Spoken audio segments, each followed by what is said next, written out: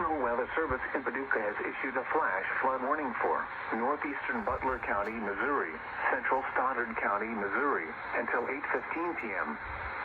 At 5:22 p.m., trained weather spotters reported thunderstorms producing heavy rain across the warned area. Between 1 and 2 inches of rain have fallen. The expected rainfall rate is 1 to 2 inches in 1 hour. Flash flooding is ongoing or expected to begin shortly. Expected hazards include flash flooding caused by thunderstorms. Source: trained spotters reported. The following impacts are expected: flash flooding of small creeks and streams, urban areas, highways, streets, and underpasses, as well as other poor drainage and low-lying areas. Some locations that will experience flash flooding include Poplar Bluff, Dexter, Bloomfield, Paducah, Essex, Bell City, Fisk, Dudley, and Rob Bauer.